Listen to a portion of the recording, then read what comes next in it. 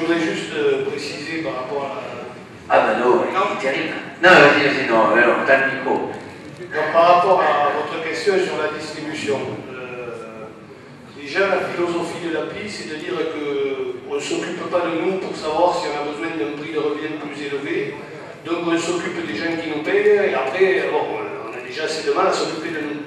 La deuxième chose, c'est qu'il y a un observatoire des prix et des marges qui a été créé. Il y a eu des conclusions au 29-12.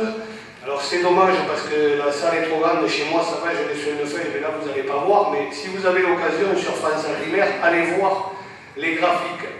Et je le rappelle partout parce que je ne suis pas très bon en gestion, et par là je ne suis pas le seul.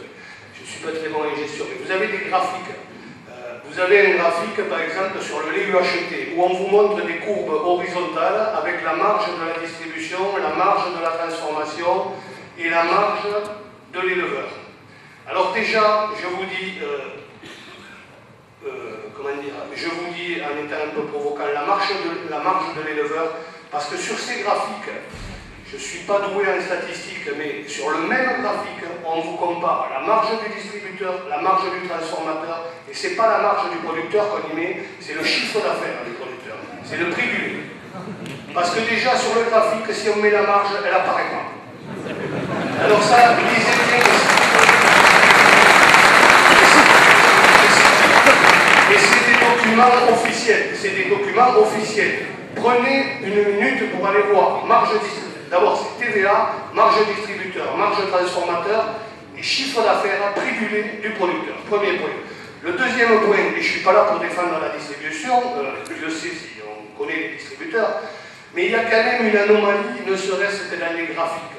Quand on vous prend un graphique où on vous commente la marge du lait UHT, et qu'on vous met à côté et en parallèle le graphique des crèmes ou beurre, enfin matière grasse, c'est totalement faux. Parce que c'est avec le même litre de lait qu'on fait les deux produits.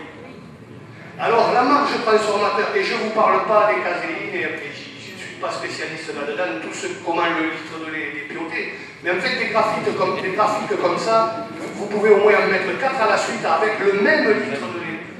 Et on arrive bien au chiffre du départ de l'appli, 23 milliards de litres de lait produit, 23 milliards de chiffre d'affaires, c'est-à-dire x4.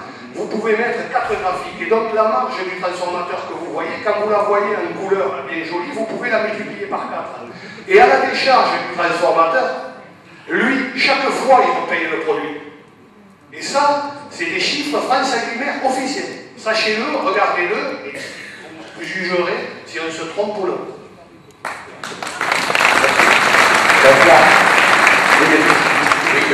François Lemarié, producteur de lait sur Bessin, région d'Illy-sur-Mer, Zénith premier cru laitier de France. Vous voyez, ce soir dans la salle, on est 1500.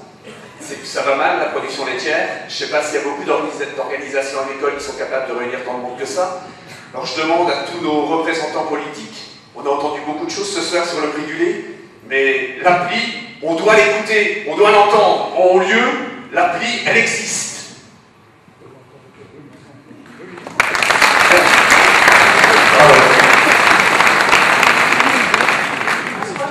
La trace d'appli, il faut la reconnaître. Est-ce qu'il y a encore des questions? Philippe Marie, producteur dans le Bessin. Deux questions courtes à nos amis du Canada. Première question à propos du prix du lait. Vous nous avez dit que la base était calculée pour que 50% des producteurs les plus performants arrivent à couvrir leurs charges avec le prix du lait. Qu'en est-il des autres? Comment se débrouillent? Est-ce qu'ils seront aidés? Comment ça se passe? Et deuxième chose, vous avez parlé que les jeunes en s'installant devaient acheter 12 kg de matière grasse. Quel est le prix de cet investissement? Voilà. Merci. Ok, pour la relève agricole, là j'ai parlé d'entreprises qui démarrent, dont dans le fond le jeune qui s'installe, ses parents n'ont pas de ferme. Donc ce jeune-là, c'est vraiment une ferme qui démarre de rien.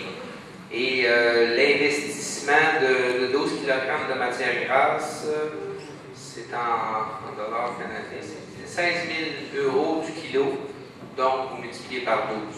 Ça, c'est l'investissement qu'un jeune doit effectuer. Et je peux vous ouvrir la porte sur les quotas.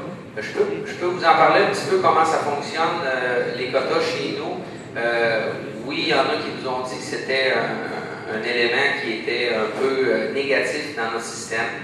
Et je peux vous dire que pour une ferme qui est en production, l'achat de quotas, ça demeure un investissement les plus rentables. Sur une entreprise qui a une bonne gestion, en tout cas chez nous, ça prend 5 à 6 ans à rentabiliser l'achat de quotas. Et je peux dire que toutes les fermes qui sont en production présentement, leur quota historique, dans le fond, ils ne l'ont pas payé. Donc, ce n'est pas nécessairement tout le quota qui a été acheté. Et une autre chose que je veux dire, c'est que le système qu'on a avec les quotas, on a fait peut-être une erreur dans les années 76, là, quand vraiment le système a commencé à être plus efficace. C'est qu'on a laissé les prix du quota monter selon l'offre et la demande. Et pour que le système fonctionne, ce n'est pas obligatoire que le prix du quota augmente autant. Parce que présentement, puis là je dois lever mon chapeau à Gilles, la Fédération des producteurs de lait, il y a 3 ans, a pris une décision de plafonner le prix du quota et de le redescendre à un niveau qui est selon nous plus acceptable. Parce que le prix du kilo de gramme de matière grasse a déjà été au Québec jusqu'à 21 000 €. Donc aujourd'hui, on l'a redescendu à 16 000 €. Et s'il y avait une volonté des producteurs, on pourrait le redescendre encore. Et la façon que ça fonctionne pour les fermes qui veulent accroître leur production, ça fonctionne, c'est une bourse centrale et ça fonctionne par Telex. Les producteurs qui veulent acheter envoient un Telex, la quantité qu'ils veulent acheter, et les vendeurs envoient un Telex pour la quantité qu'ils veulent vendre.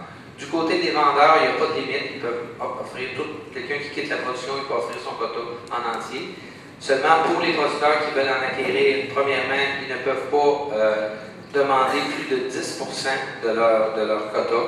Donc déjà là, ça limite les demandes. Et s'il y a plus de demandes que d'offres, ça fonctionne comme par round, comme on peut dire. Il y a une tournée. Le premier kilo qui est demandé, s'il y a trop de demandes, exemple, la première tournée, ça peut être juste 70% qui est offert. Ensuite de ça, on fait une deuxième tournée pour ceux qui ont demandé plus d'1 kilo. Donc, pour vous simplifier ça, exemple, si à la dernière enquête, il y a des producteurs qui ont demandé d'acheter 5 kilos, mais finalement, ils ont eu peut-être juste 2 kilos. Donc, s'il n'a pas eu tout son quota dans un mois donné, bien, il peut se reprendre le mois suivant. Donc, c'est sûr que pour l'accroissement de production rapide, ça ne fonctionne pas. Mais pour un accroissement de production normale, si le producteur est patient, bien, il va réussir à obtenir les quantités de quotas qu'il a besoin. Pour l'autre partie, je vais laisser. Regardez, parfois, on pense que le quota qui se franchise, c'est 2% par année du quota total qui change de main. C'est pas 50%, c'est quand même. Souvent, les producteurs achètent leur productivité ou c'est assez rare que des mouvements de quotas énormes. Pour ce qui est du prix, ben, c'est pas compliqué. Les producteurs qui sont en bas de 50%, les plus efficaces, ben, ils font plus d'argent que les autres.